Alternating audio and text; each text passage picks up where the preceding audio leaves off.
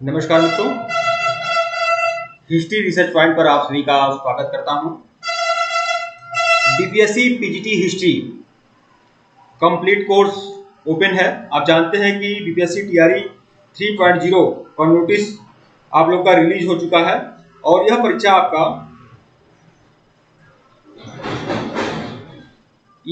आपका BPSC TRE 3.0 का जो परीक्षा है यह आपका मार्च में है और आपका फरवरी में बिहार स्टेट की परीक्षा हो जाएगी। फरवरी में आपका बिहार स्टेट की परीक्षा हो जाएगी। तो आज बीपीएससी पीजीटी इतिहास लेक्चर संख्या आपका 7 है। ठीक है, बीपीएससी पीजीटी हिस्ट्री लेक्चर संख्या जो है क्लास 7 है और आज का जो क्लास है आपको पता है कि हमने तीन महाद्वीपों में फैला हुआ साम्राज्य रोमन साम्राज्य को बहुत ही अच्छे तरीके से हमने कंप्लीट कर लिया है 3 लेक्चर में। इस्लाम का उदय और विस्तार यह भी चैप्टर आपका कंप्लीट हो चुका है और आज का जो चैप्टर है क्लास 7 जो आपका चैप्टर है यह आपका लेखन कला और शहरी जीवन मेसोपोटामिया की सभ्यता से संबंधित है। ठीक है, अब देखते हैं कि इससे भी 2 या 3 लेक्चर्स में मैं इसे कंप्लीट कराऊंगा। ठीक है, मेसोपोटामिया की सभ्यता। मेसोपोटामिया की सभ्यता, तो देखिए मेसोपोटामिया की सभ्यता को ना भारतीय विश्व इतिहास के कुछ विषय, मैं यह पुस्तक आप लोग को दिखा रहा हूं। यह जो है आपका बुक है, देखिए विश्व इतिहास के कुछ विषय।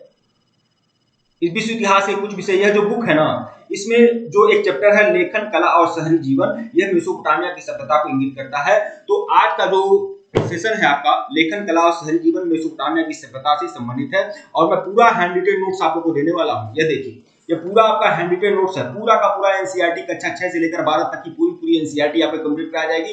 पूरा का पूरा वन लाइनर सीरीज दिया जाएगा, पूरी की पूरी टेस्ट सीरीज दी जाएगी। जो भी लोग बीपीएससी पीजीटी हिस्ट्री के लिए आप लोग हमसे जुड़ना चाहते हैं हमसे जुड़ सकते हैं। केवल 1499 रुपए का कंप्लीट कोर्स है आप लोग का, केवल 1499 रुपए का कंप्लीट कोर्स है। जो भी लोग बीपीएससी पीजीटी हिस्ट्री के लिए आप लोग जो भी लोग जुड़ना चाहते हैं आप लोग जुड़ सकते हैं। केवल 1499 रुपए का कोर्स है। हमारा ऑफिशियल व्हाट्सएप नंबर डिस्क्रिप्शन में है, यहाँ पर भी मैं अपना ऑफिशियल व्हाट्सएप नंबर बता रहा हूँ। यह हमारा ऑफिशियल व्हाट्सएप नंबर है 8318397276 हमारा ऑफिशियल व्हाट्सएप नंबर है। मैसेज कर सकते हैं जो भी लोग बीपीएससी पीजीटी हिस्ट्री के लिए आप लोग हमसे जुड़ना चाहते हैं। टेलीग्राम आप सभी लोग ऐड कर लीजिएगा, टेलीग्राम आप लोग ज्वाइन कर लीजिएगा, टेलीग्राम का लिंक डिस्क्रिप्शन में है और आप लोग बीपीएससी पीजीटी हिस्ट्री के लिए आप लोग हमसे जुड़ सकते हैं। केवल 1499 रुपए का कंप्लीट कोर्स आप लोग को मिलेगा। पूरा का पूरा कक्षा 6 से लेकर 12 तक की पूरी एनसीईआरटी का हैंड रिटेन नोट्स आपको दूंगा, पीपीटी नोट्स दूंगा, लेक्चर वीडियो दूंगा, टेस्ट सीरीज दूंगा, वन लाइनर सीरीज दूंगा। जो भी इतिहास की सर्वमान्य पुस्तकें हैं उसका समग्र विश्लेषण करके उसका भी नोट्स आप लोग को दूंगा। अब पूरी तैयारी होगी बिहार स्टेट और पीजीटी की कंप्लीट तैयारी केवल 1499 रुपए में आप लोग की होगी। तो जो भी लोग हमारे सीरीज को ज्वाइन करना चाहते हैं वह लोग व्हाट्सएप पर मैसेज कर सकते हैं। व्हाट्सएप नंबर डिस्क्रिप्शन में भी है और यहाँ पर भी शो हो रहा है। आइए आज एक अलग चैप्टर लेखन कला और शहरी जीवन मेसोपोटामिया की सभ्यता, लेखन कला और शहरी जीवन। ठीक है, मेसोपोटामिया की सभ्यता, इसकी शुरुआत करते हैं। तो आइए शुरुआत करते हैं। आज मेसोपोटामिया की सभ्यता है जिसका चैप्टर का नाम है लेखन कला और शहरी जीवन। आप लोग चिंता बिल्कुल मत करें, मैं सारा नोट्स आप लोग को दे दूंगा, पूरा हैंड रिटेन नोट्स आप लोग को दूंगा, टेस्ट सीरीज भी आप लोग को प्रोवाइड करा दूंगा, वन लाइनर सीरीज भी आप लोग को प्रोवाइड करा दूंगा। ये मेसोपोटामिया की सभ्यता लेखन कला और शहरी जीवन, दरअसल यह मेसोपोटामिया की सभ्यता ही है लेकिन एनसीईआरटी की पुस्तक में इसका एक अलग चैप्टर है लेखन कला और शहरी जीवन के नाम से यह चैप्टर है। मेसोपोटामिया की सभ्यता से यह चैप्टर नहीं है, लेखन कला और शहरी जीवन इस चैप्टर का नाम है। मेसोपोटामिया की सभ्यता को समझने के लिए मैं आप लोग को यह बता दूं, यह जो मेसोपोटामिया की सभ्यता है ना, यह दरअसल जैसे सिंधु घाटी सभ्यता आप जानते हैं, सिंधु घाटी सभ्यता जो विश्व की सबसे पुरानी सभ्यता है और सबसे बड़े क्षेत्रफल पर थी सिंधु घाटी सभ्यता। सिंधु घाटी सभ्यता की सबसे बड़ी विशेषता थी कि यह एक उन्नत शहरी जीवन वाली विशेषता थी, उन्नत शहरी जीवन वाली सभ्यता थी और इसका जो क्षेत्रफल था वह 20 लाख वर्ग किलोमीटर क्षेत्रफल पर फैला हुआ यह सभ्यता था। मेसोपोटामिया की सभ्यता भी एक प्राचीन सभ्यता है, जैसे सिंधु घाटी सभ्यता है वैसे मेसोपोटामिया की सभ्यता है। और मेसोपोटामिया की सभ्यता का क्षेत्रफल जो था थोड़ा कम था, बहुत ज्यादा कम था, सिंधु घाटी सभ्यता के मुकाबले बहुत कई गुना कम था, ठीक है।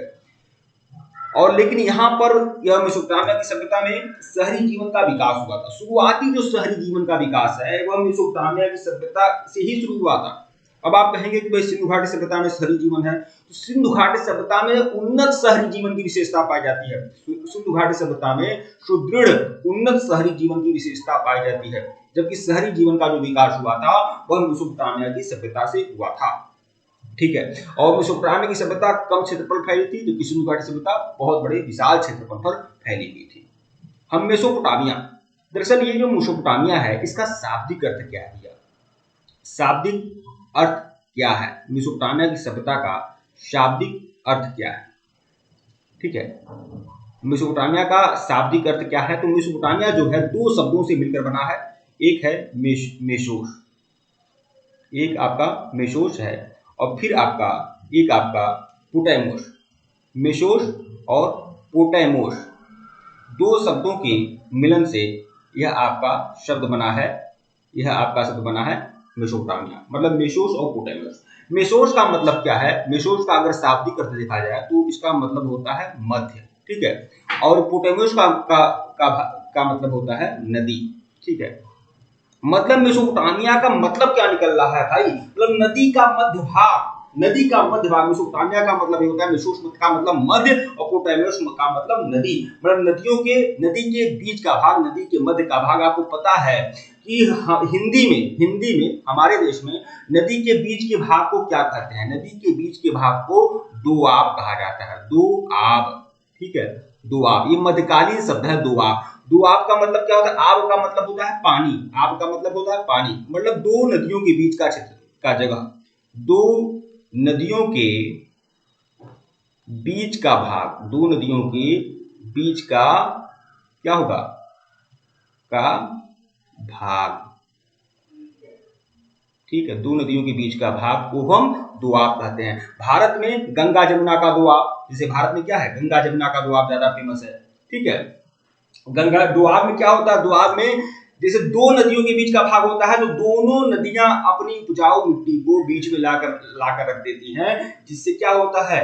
एक उपजाऊ मिट्टी वाले क्षेत्रफल का निर्माण होता है, एक उपजाऊ मिट्टी वाले मैदान का निर्माण होता है। दो नदियों के बीच का जो भाग होता है वहां पर उपजाऊ मिट्टी पाई जाती है, जहां पर कृषि कार्य बहुत ही अच्छे तरीके से होता है। तो वही मेशोस और पोटैमोस, मेशोस का मतलब मध्य और पोटैमोस मतलब नदी, तो मतलब दो नदियों के बीच का भाग को मेसोपोटामिया कहते हैं। लेकिन अब ये देखेंगे कि मेसोपोटामिया किन दो नदियों के बीच में था, ठीक है। तो मेसोपोटामिया जो है दो नदियों के बीच में था, दो नदियों के बीच में था। एक था दजला, मतलब दो नदियों के बीच में घिरा था, दजला और प्लस फरात, ठीक है, दो नदियों के बीच का भाग था। दजला और फरात, एक तरफ से दजला नदी बहती थी और एक तरह से फरात नदी बहती थी, और यह बीच में आपका मेसोपोटामिया था, ठीक है, बीच में यही आपका मेसोपोटामिया था, ठीक है। मतलब दजला और फरात नदी के बीच की उपजाऊ धरती को इंगित करता है मेसोपोटामिया। अब आप ये देखिए कि मेसोपोटामिया था कहां? मेसोपोटामिया कहां था?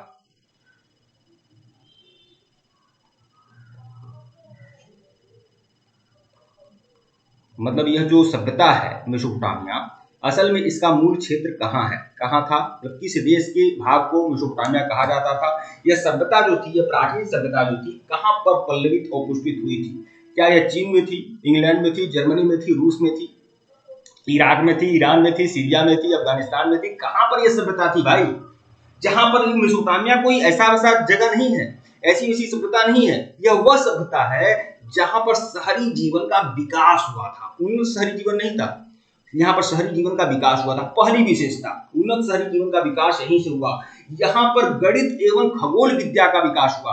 आपको पता है, आगे मैं बताऊंगा कि दिन को 7 दिन को एक सप्ताह में, ठीक है, 7 दिन को एक सप्ताह में, 4 सप्ताह को एक महीना में और एक वर्ष को 12 महीनों में विभाजित करने का जो गणितीय कल्पना किया गया था वह मेसोपोटामिया की सभ्यता में किया गया था। मेसोपोटामिया की सभ्यता में लेखन कला का विकास हुआ था, लिखने की कला का विकास मेसोपोटामिया की सभ्यता में हुआ था। समृद्ध साहित्य था मेसोपोटामिया की सभ्यता के पास, ठीक है, तो बहुत कुछ था। तो यह जो महान सभ्यता है यह असल में है कहां पर थी? तो यह जो इराक है, आप जानते हैं मध्य एशिया का, यह मध्य एशिया का एक महत्वपूर्ण देश है इराक। इराक, तो इराक में यह सभ्यता थी, इराक गणराज्य में यह सभ्यता थी मेसोपोटामिया की सभ्यता, ठीक है।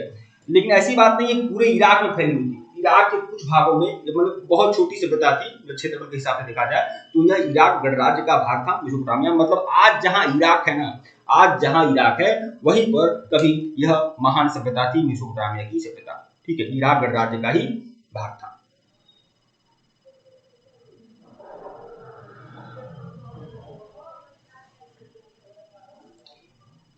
मेसोपोटामिया की सभ्यता की मुख्य विशेषता देखेंगे। वैसी विशेषता तो बहुत सारी है लेकिन हम मुख्य विशेषता देखेंगे। मुख्य विशेषता किसका? मेसोपोटामिया की सभ्यता की मुख्य विशेषता क्या है? अगर आपसे कहा जाए कि मेसोपोटामिया की सभ्यता की कोई 4 विशेषता बताएं जिसमें मेसोपोटामिया अपने आप में विशेष था, मेसोपोटामिया ने विश्व को क्या दिया, विश्व को क्या देन है, मेसोपोटामिया की सभ्यता की क्या देन है विश्व को, ठीक है। तो पहली बात आप जान लीजिए शहरी जीवन का विकास। मत भूलिएगा, आइए मैं कलर थोड़ा चेंज कर दूं, ठीक है। शहरी जीवन का विकास, शहरी जीवन का विकास हुआ था मेसोपोटामिया की सभ्यता से ही शहरी जीवन का विकास हुआ था, ठीक है।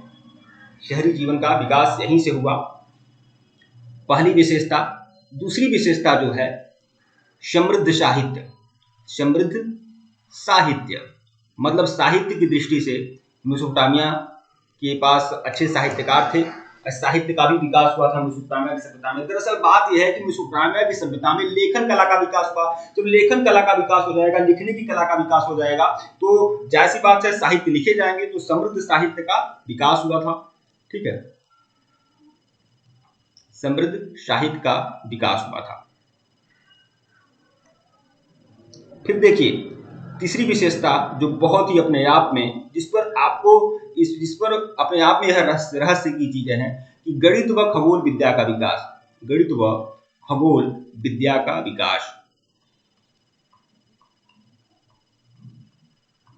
गार्गी संहिता, गार्गी संहिता और भृगु संहिता, गार्गी संहिता में कहा गया है कि यमन हालांकि बर्बर है, ध्यान में रखिएगा, गार्गी संहिता में कहा गया है, लिखा है कि यमन हालांकि बर्बर हैं, असभ्य हैं, लेकिन ज्योतिष का मूल निर्माता होने के कारण वह ऋषियों की भांति पूजनीय है।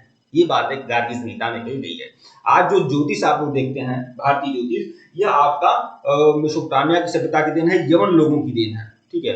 मेसोपोटामिया की सभ्यता में थोड़ा विकास हुआ और बाद यूनान आदि में उसके बाद वह फैलता गया, लेकिन शुरुआती जो ज्योतिष की परंपरा है वह मेसोपोटामिया की सभ्यता में देखी गई। शुरुआती बात कर रहा हूँ, मेसोपोटामिया की सभ्यता में देखी गई। उसके बाद यूनान में ज्योतिष का विकास हुआ और उसके बाद यमन लोगों से ही ज्योतिष सीखा गया है। बहुत सारे लोग सोचेंगे भाई क्यों, कैसी बात कर रहे हैं, ये बात है गार्गी संहिता में लिखी गई भाई, ठीक है। नक्षत्रों को देखकर भविष्य की कल्पना करना यह यमन लोगों का कार्य था, ठीक है, उनका खगोल विज्ञान था ये सब। तो देखिए गणित व खगोल विद्या का विकास हुआ था मेसोपोटामिया की सभ्यता। यह 3 विशेषताएं जो सबसे अहम है।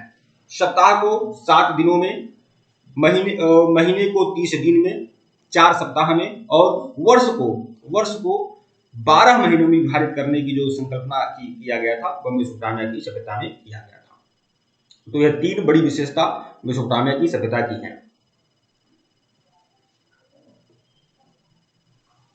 जो भी लोग हमारे बीपीएससी पीजीटी हिस्ट्री का कोर्स को ज्वाइन करना चाहते हैं, ज्वाइन कर सकते हैं।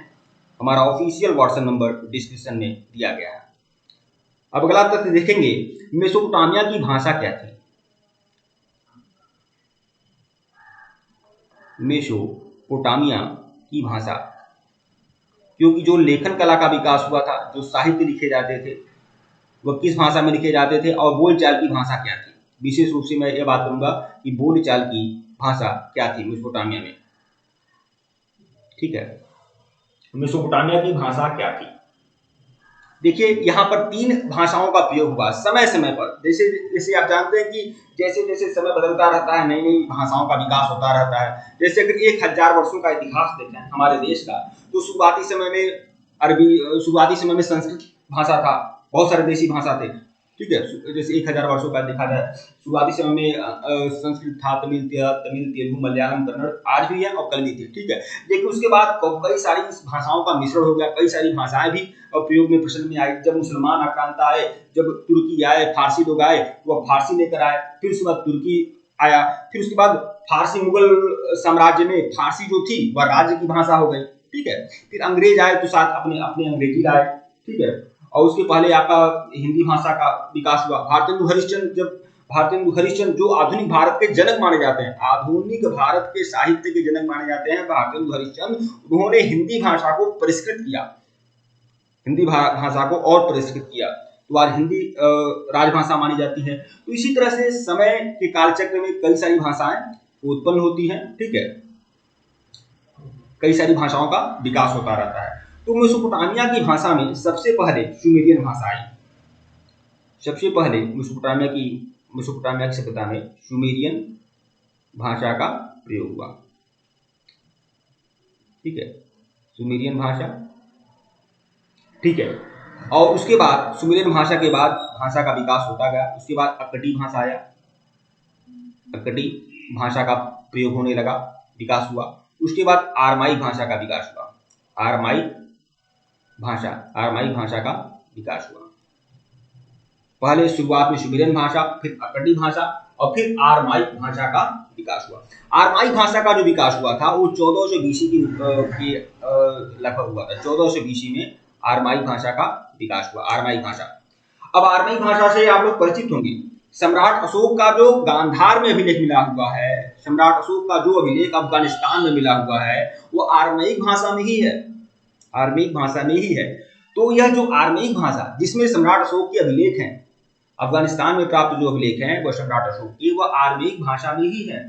तो वह जो आरमाइक भाषा जो था उसका विकास 1400 बीसी में हुआ था। 1400 बीसी का मतलब ईसा मसीह के जन्म के 1400 वर्ष पहले, मतलब 8 से 2 3 लगभग 3500 वर्ष पहले आरमाइक भाषा का विकास हुआ था, ठीक है। विकास की बात कर रहा हूँ। वैसे आप सोच लीजिए सभ्यता कितनी पुरानी है। पहले सुमेरियन भाषा था, फिर अक्कटी भाषा था, फिर आरमाइक भाषा। 1400 बीसी में इसका विकास हुआ, लेकिन 1000 बीसी में यह पूरी तरह से प्रचलन में आ गया। 1000 बीसी में क्या हुआ, यह प्रचलन में आ गया। कौन सा, आरमाइक भाषा। आप परेशान मत होइए, मैं पूरा आप लोग को हैंड रिटेन नोट्स आप लोग को देने वाला हूँ, परेशान मत हो। जो न समझ पाएंगे मैं उनका हैंड रिटेन नोट्स भी आप लोग को दूंगा। सुमेरियन भाषा, फिर अक्कटी भाषा, फिर आरमाइक भाषा। आरमाइक भाषा का विकास 1400 बीसी में हुआ। 1000 बीसी में यह सभ्यता का मतलब यह पूरी तरह से प्रयोग में आने लगा, प्रचलन में आने लगा। ये जो आरमाइक भाषा है ना, आरमाइक भाषा,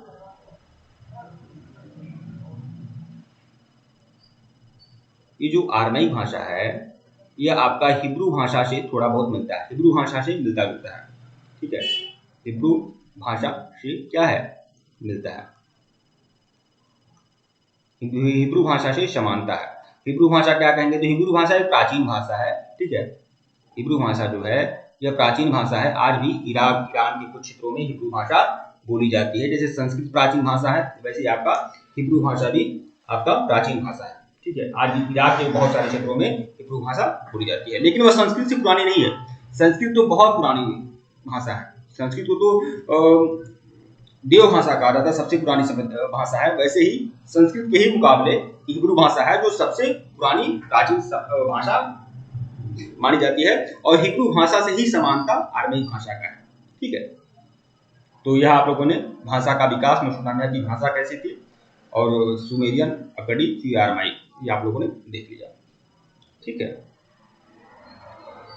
किसी भी साहित्य को या किसी भी इतिहास को, किसी भी कालखंड के इतिहास को का जब हम अध्ययन करते हैं, चाहे किसी भी राजवंश के इतिहास का अध्ययन करते हैं, किसी भी सभ्यता और संस्कृति के इतिहास का जब हम अध्ययन करते हैं, तो यह जानना जरूरी हो जाता है कि इसका स्रोत क्या है।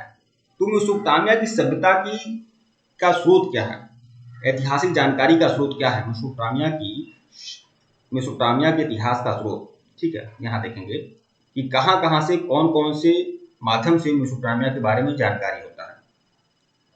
ठीक है, मेसोपोटामिया,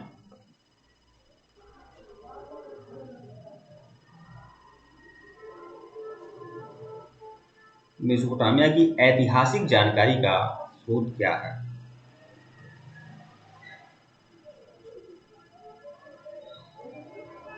जानकारी का स्रोत मतलब कौन कौन से तरीके, कौन कौन से माध्यम से हम मेसोपोटामिया की सभ्यता को इंगित करते हैं, उसके बारे में जानकारी रखते हैं। ठीक है, आपसे कहा जाए कि मुगल वंश के इतिहास का स्रोत क्या है या गुप्त वंश के इतिहास का स्रोत क्या है, तो क्या बताएंगे?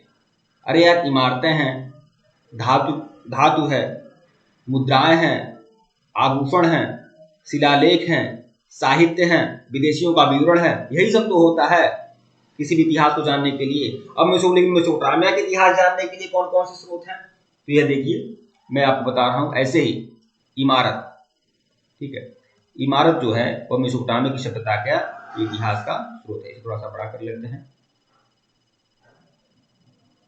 ठीक है, इमारत जो है मेसोपोटामिया की सभ्यता का पहला स्रोत होगा। ठीक है, दूसरा में क्या आएगा? तो दूसरा में मूर्तियां आएगा। मूर्तियों का निर्माण मेसोपोटामिया की सभ्यता में होता था। धातु की मूर्तियां बनती थी, मिट्टी की मूर्तियां बनती थी, ठीक है, संगमरमर की मूर्तियां बनती थी। मेसोपोटामिया का एक नगर है उरूक, आगे मैं जानकारी दूंगा। उरूक नगर में संगमरमर की स्त्री की मूर्ति मिली है, लेकिन संगमरमर की जो स्त्री की मूर्ति है ना, उसमें केवल उसका सिर दिखाया गया है, मतलब महिला का सिर। संगमरमर की स्त्री की मूर्ति मिली है जिसमें उसका सिर दिखाया गया है, इसे बोलते हैं वारका सिर। तो यह जो मिला है मेसोपोटामिया के किस नगर से मिला है? उरूक नगर से मिला है। तो ये सब क्या है? इतिहास के स्रोत ही है। तो मेसोपोटामिया की ऐतिहासिक जानकारी के स्रोत में पहला इमारत, फिर आपका मूर्तियां, और फिर तीसरा आपका आ जाएगा कब्र। कब्र, क्योंकि मेसोपोटामिया के लोग भी लौकिक जीवन में विश्वास करते थे, तो कब्र में बहुत सारी चीजें दफना देते थे। ठीक है, और बाद में वो क्या है, पुरातत्वविदों को हाथ लगा और उसके बाद इसकी जानकारी मिली। तो कब्र भी मेसोपोटामिया की सभ्यता के स्रोत है। चौथा क्या है आपका? चौथा आपका आभूषण। ठीक है, आभूषण, जेवर आदि, जवाहरात आदि, ज्वेलरी। ठीक है, फिर आभूषण भी क्या है? सभ्यता का स्रोत है। पांचवा क्या है? पांचवा आपका औजार। आगे मैं जानकारी आप लोग दूंगा कि मेसोपोटामिया की सभ्यता के जो लोग थे ना, वो औजार बनाते थे, औजार का प्रयोग करते थे। बीपीएससी टीआरई 2.0 में यह प्रश्न आया हुआ है, लेकिन बताइए एनसीईआरटी को ही नजरअंदाज कर देता है बीपीएससी। तो अब क्या कहा जाए, कुछ कहा नहीं जा सकता है। लेकिन ऐसी बात नहीं कि अब हमेशा बदलता रहता है, तो ये बात आप जान लीजिए, एनसीईआरटी के अनुसार मेसोपोटामिया की सभ्यता में जो औजार बना करते थे ना, वह कांसे के बनते थे। कांसे के औजार का प्रयोग मेसोपोटामिया की सभ्यता के लोग करते थे। लेकिन धातु खनिज संसाधन का अभाव देखा गया है मेसोपोटामिया की सभ्यता में, तो खनिज संसाधनों का आयात होता था, बाकी जगहों से आयात होता था, और फिर उससे क्या बनाया जाता था? धातु का औजार बनाया जाता था। ठीक है, तो मेसोपोटामिया की सभ्यता में औजार भी मिले हैं जो ऐतिहासिक जानकारी के स्रोत हैं। छठवां क्या है? छठवां आपका मुद्राएं। ठीक है, मुद्राएं हैं, मुद्राएं पाई गई हैं, और मुद्राएं तो जानते ही हैं इतिहास का सबसे अच्छा स्रोत होता है। ठीक है, उससे उस कालखंड के बारे में जानकारी मिलती है। मुद्राओं पे बहुत सारे पशु का, पक्षी का या बहुत सारे अंकन रहता है, जिससे वहां की संस्कृति के बारे में जानकारी मिलती है। ठीक है, और उसके अलावा सबसे महत्वपूर्ण जो स्रोत है मेसोपोटामिया की सभ्यता का, जो सबसे महत्वपूर्ण स्रोत जानकारी का, ठीक है, जहां से मेसोपोटामिया की सभ्यता के बारे में जानकारी प्राप्त होता है, वह है मिट्टी की पट्टिकाएं। मत भूलिएगा, आगे मैं बताऊंगा इसके बारे में, बताऊंगा आप लोग को मिट्टी की पट्टिकाएं। मिट्टी की पट्टिकाएं का मतलब जैसे ये समझ लीजिए, आज नेता लोग, बड़े बड़े अधिकारी लोग जब जहां कहीं जाते हैं तो शिलान्यास करते हैं तो वह जो शिलान्यास होता है उसमें बहुत कुछ लिखा रहता है कि यह मतलब कि यह आयोजन क्यों हो रहा है, यह परियोजना क्यों चल रही है। तो शिलान्यास में क्या रहता है? बहुत सारी जानकारियां रहती है शिलान्यास में। तो वह जो शिलान्यास होता है, वह जो पट्टिका होती है जहाँ जो भी नेता गढ़ जाते हैं, तो वह पत्थर की होती है, संगमरमर की होती है। लेकिन यहाँ मेसोपोटामिया की सभ्यता में मिट्टी की पट्टिकाएं पाई गई हैं। मिट्टी की पट्टिकाओं पर लिखा गया, मिट्टी की पट्टिका का मतलब क्या है? जैसे मिट्टी की पट्टिका का मतलब ऐसे मैं ये बता रहा हूँ, जैसे यह गीली मिट्टी का चादर, गीली मिट्टी को ऐसे लेप दिया जाता था, गीली मिट्टी की गीली मिट्टी का लेप होता था और उसके बाद सरकंडे से या किसी भी चीज से उस पर लिखा जाता था, गीली मिट्टी पर ही लिखा जाता था, गीली मिट्टी पाथ कर उस पर लिखा जाता था। ठीक है, और उसके बाद क्या किया जाता था, इसके बाद उसको धूप में छोड़ दिया जाता था, धूप में छोड़ दिया जाता था। उसके बाद क्या हो जाता था, जब पक्की हो जाती थी, ठीक है, पक्की पट्टिकाएं हो जाती थी और उसके बाद यह जो भी अक्षर है ये उभर कर सामने आ जाता था। कभी कभी धूप में भी छोड़ दिया जाता था और कभी कभी भट्ठा में भी इसको तपा दिया जाता था, जिससे यह इसके अक्षर जो थे वह उभर कर सामने आ जाते थे और वह हमेशा स्थायी हो जाता था। ठीक है, तो यह मिट्टी की पट्टिकाएं पर्याप्त मात्रा में मेसोपोटामिया की सभ्यता में पाई गई हैं, जो मेसोपोटामिया की सभ्यता की इतिहास की स्रोत हैं। तो गीली मिट्टी पर लिखा जाता था और उसके बाद उसको पका लिया जाता था। ठीक है, तो मिट्टी की पट्टिकाएं बहुत सारी पाई गई हैं मेसोपोटामिया की सभ्यता में। ठीक है, आठवां देखिएगा, आठवां आपका लिखित दस्तावेज, और बहुत सारे लेखन कला का विकास तो हुआ था, हुआ ही था, तो लिखित दस्तावेज भी पर्याप्त मात्रा में मेसोपोटामिया की सभ्यता में पाए गए हैं। तो ये सब क्या है, इतिहास की, मेसोपोटामिया की सभ्यता के इतिहास की जानकारी का स्रोत है ये सब। ठीक है,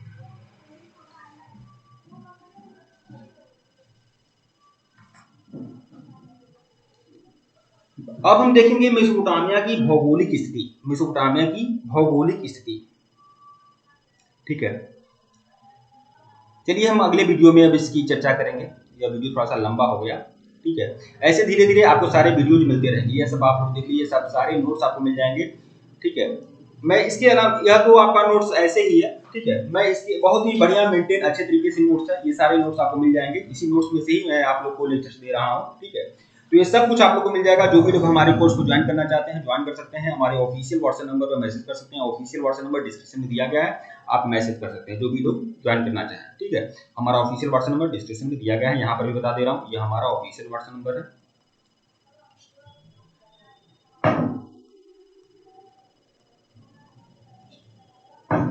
एट 318397276। ठीक है, और टेलीग्राम बिल्कुल ज्वाइन करेगा, लिंक डिस्क्रिप्शन में दिया गया है। और इसकी जो फीस है बीपीएससी पीजीटी और बिहार स्टेट के लिए, इसकी फीस केवल 1499 रुपया है। तो जो भी लोग ज्वाइन करना चाहें ज्वाइन कर सकते हैं।